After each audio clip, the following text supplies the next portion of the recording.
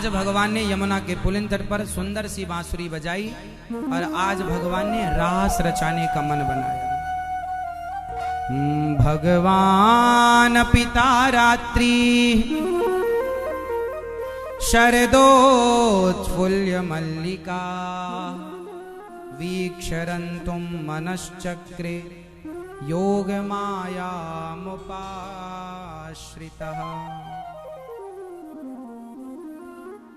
भगवान पिता रात्रि शरदोत्फुल्य मल्लिका। आज भगवान ने यमुना के पुलिन तट पर सुंदर सी बांसुरी बजाई। आज भगवान का मन हुआ रमण करने का, रास रचाने का। आज भगवान क्या कर रहे हैं?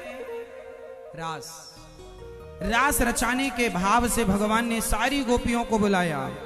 जो जहां थे, जो जहां थी, गोपियों को भगवान ने बुलाया। भगवान पिता रात्रि, शरद पूर्णिमा की रात्रि आ गई। आज बांसुरी रखी अधरों पर, जो बांसुरी बजाई। आज रास रचाने का मन हो रहा। अच्छा ये बताओ, भगवान ने रास रचाकर सही किया कि गलत किया? मैं फिर कहूंगा, कथा सबको पता है कि भगवान ने रास रचाए, पर यह बात कम लोग जानते हैं कि भगवान ने रास क्यों रचाए। रास भगवान रचाए मैं ये नहीं सुनाऊंगा, रास भगवान क्यों रचाए मैं ये सुनाऊंगा। आप क्या सुनना पसंद करेंगे? रास रचाए ये सुनना पसंद करेंगे, क्यों रचाया ये सुनना? क्यों? तो कथा सबको पता है, मैं कथा के गहराई तक पहुंचाऊं, आपको सार तक पहुंचाऊं। हम कथा नहीं सुनाते, कथा का सार। क्यों? ताकि समाज में क्वेश्चन खड़े ना हो, प्रश्न खड़े ना हो।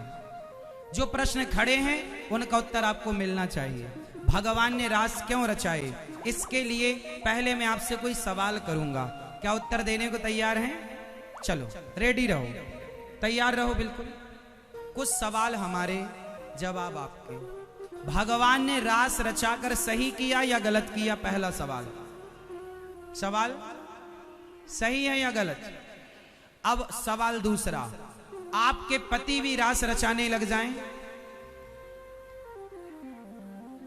तो आप आज्ञा दोगी?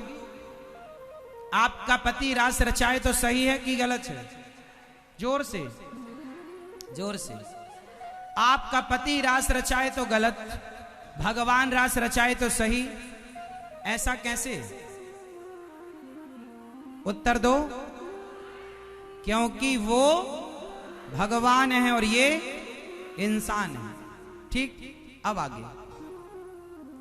भगवान ने रास रचाए, किनके संग रचाए? जोर से।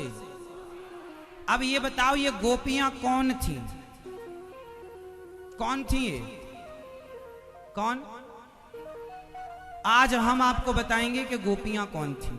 जब भगवान त्रेता युग में, जब राम जी बनकर सीता के पास गए जनकपुर, तो माता सीता की जितनी सखियां थीं, उन सबने सोचा क्या ऐसे पति हमारे होंगे?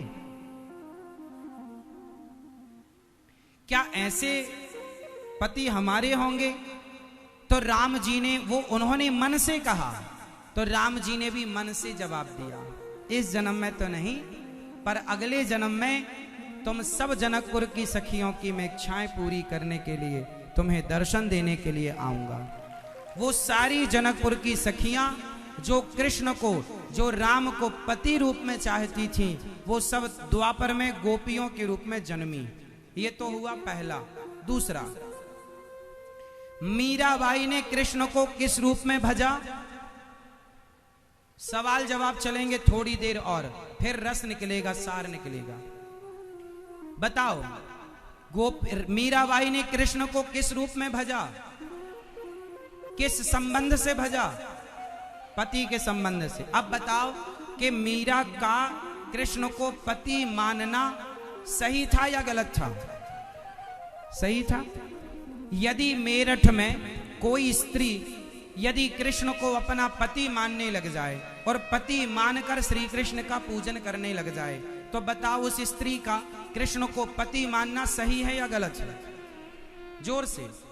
बिल्कुल सही है। जैसे मीरा का सही था, ऐसे आप में से किसी के अंदर यदि कृष्ण के प्रति पति भाव जाग जाए तो कोई बुराई नहीं है। अब समझना, जैसे मीरा ऐसे ही और ना जाने कितनी स्त्रियां जो कृष्ण को अपना पति मानती हैं, जब इनकी मृत्यु होती है तो भगवान इनको ना एक अलग लोक में रखते हैं। सतयुग की स्त्रियां, त्रेता की स्त्रियां, द्वापर की स्त्रियां और कलयुग की स्त्रियां, चारों को भगवान इकट्ठा करते हैं।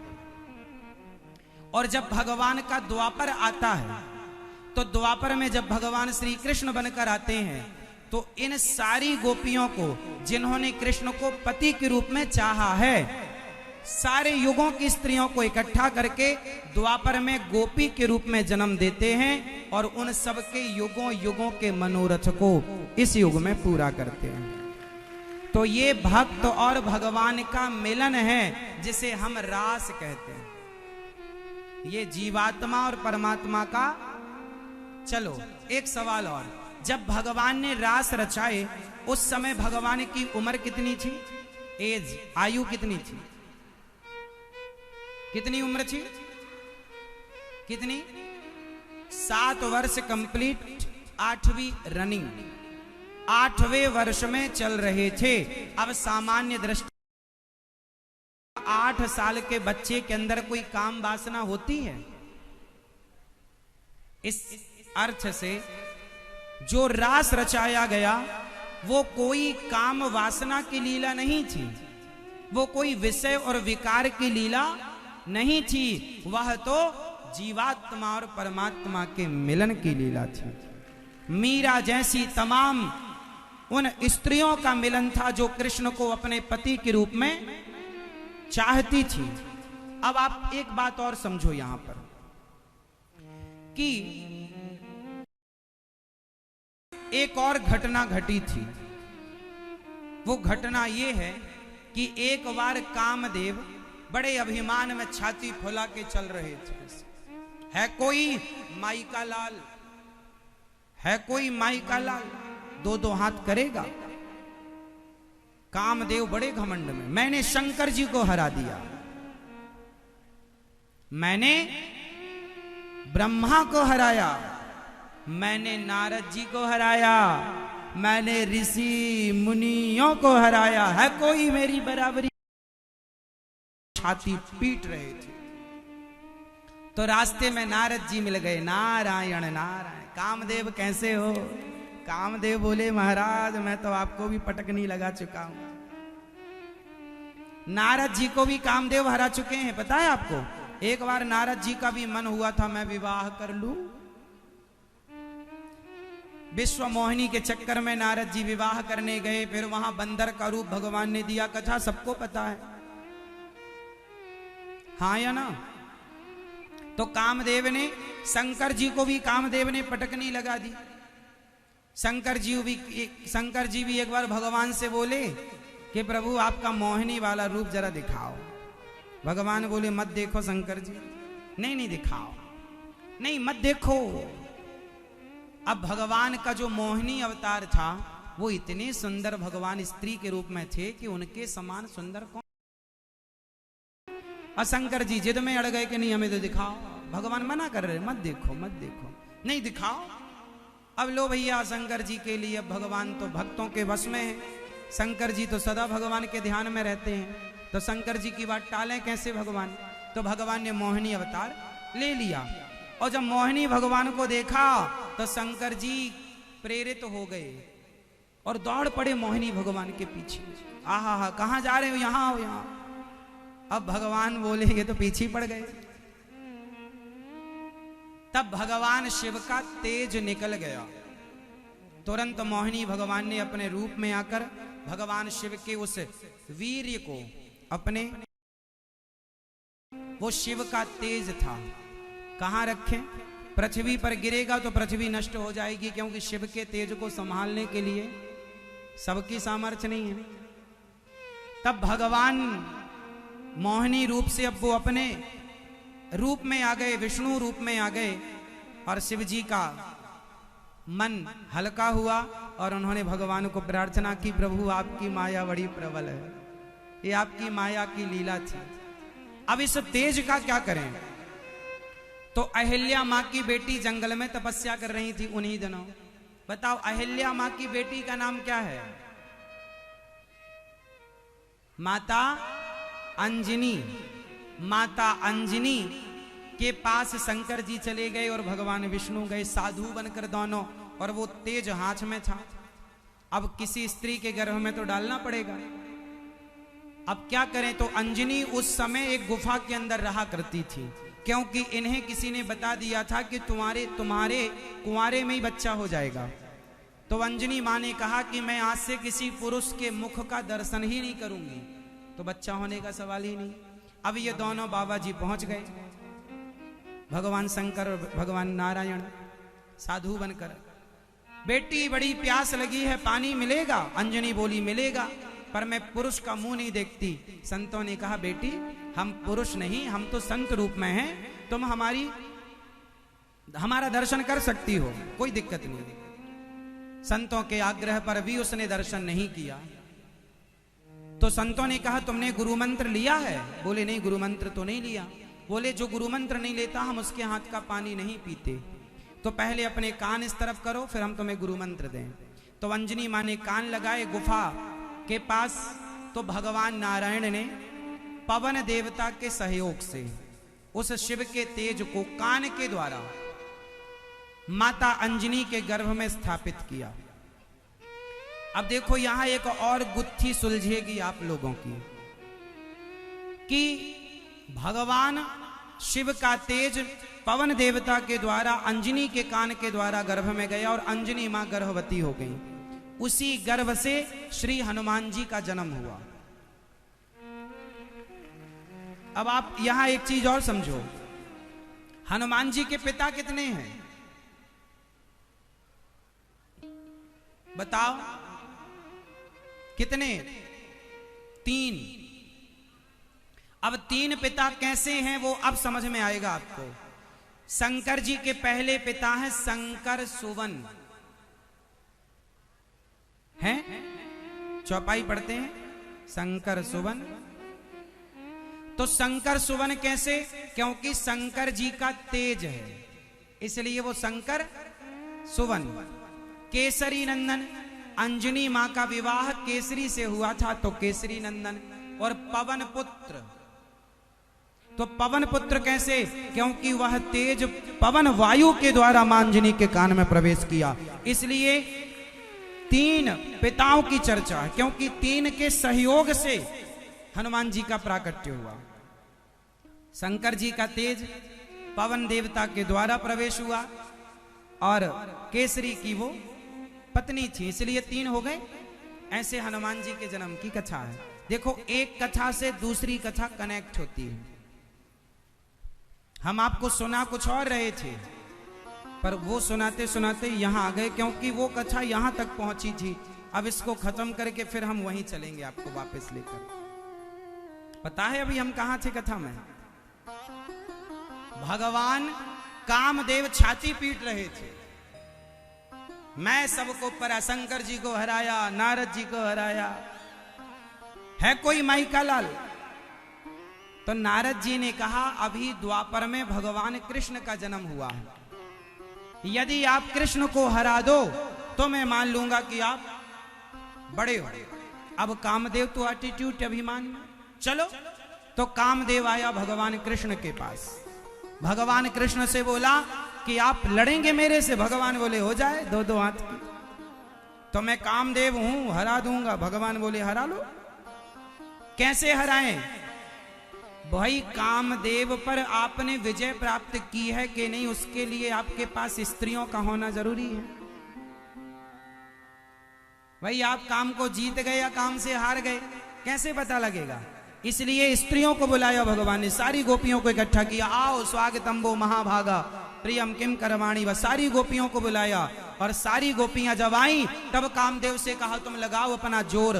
कामदेव ने 5 बाण चला दिए, पर भगवान उन स्त्रियों के मध्य होते हुए भी, गोपियों के संग रास रचाते हुए भी, भगवान को उस काम ने पराजित नहीं किया, बल्कि कामदेव स्वयं पराजित हो गए और भगवान के चरणों में आकर गिर पड़े, हे प्रभु क्षमा करो। तब कामदेव ने भगवान को एक नाम दिया नया। कामदेव ने भगवान को एक नए नाम से बुलाया। नाम क्या पड़ा? अच्युत। ये जो भगवान का अच्युत नाम है, नाच्युत, अच्युत, जो कभी अपने संकल्प से च्युत नहीं होते, उनका नाम है अच्युत। इसलिए अपन कहते हैं ना, अच्युतम केशवम। तो अच्युत नाम भगवान को किसने दिया? कामदेव ने। कामदेव हार गया और बोला, प्रभु मैं हार स्वीकार करता हूं, पर मुझे स्वीकार कर लो। तब भगवान बोले, मैं तुम्हें अपने पुत्र रूप में स्वीकार करता हूं। इसलिए भगवान के पहले पुत्र के रूप में कामदेव का जन्म हुआ। प्रद्युम्न जी कामदेव के अवतार हैं। प्रद्युम्न जी कामदेव के अवतार हैं। कामदेव हार गया और भगवान ने जो रास रचाए ना, वो एक काम वासना वाली लीला नहीं थी, वो तो जीवात्मा और परमात्मा के मिलन की लीला। चलो अब मैं एक और बात बढ़िया आपको समझाऊं। अच्छा एक बात बताओ, कोई आपको एक चम्मच जहर पिलाए तो आप मर जाओगे कि बच जाओगे?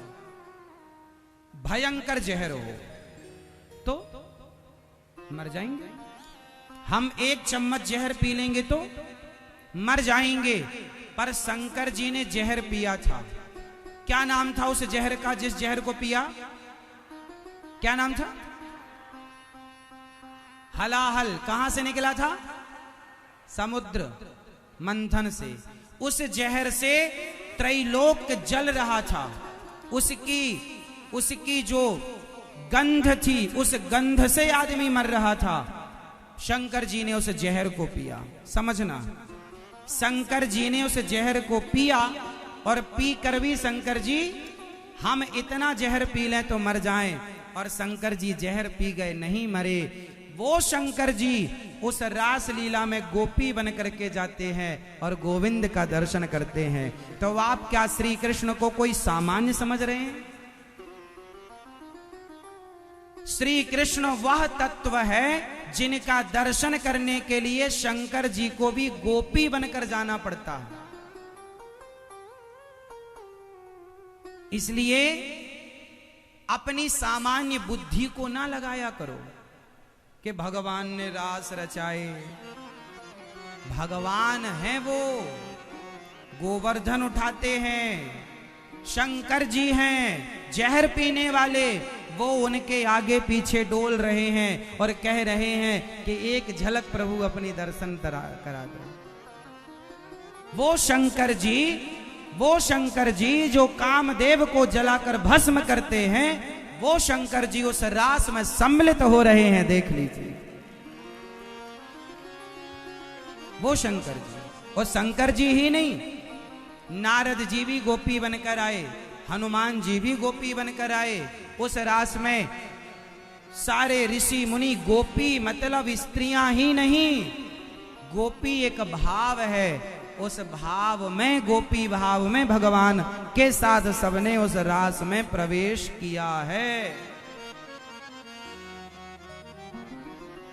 सामान्य तत्व नहीं है श्री कृष्ण, परम तत्व है। कृष्णात् परम किमपि तत्त्वमहं न जाने। सामान्य कोई नहीं है भगवान। भगवान को हल्के में ना लिया करो आप लोग। गलती आप ये करते हैं कि भगवान को हल्का मान लेते हैं। शंकर जी भी जिनका ध्यान लगाते हैं, जिनका ध्यान शिव करते, सदा वसंतम हृदयारविंदे भवम भवानी सहितम नमामि। पार्वती के सहित शंकर जी जिनके ध्यान में डूबे रहते हैं, उन्हें कृष्ण के द्वारा आज रास रचाया गया और उस रास में शंकर जी पहुंचे, गोपी बनकर पहुंचे। हाँ, सारी गोपियों को भगवान ने बुलाया और गोपियों के संग रास रचाया।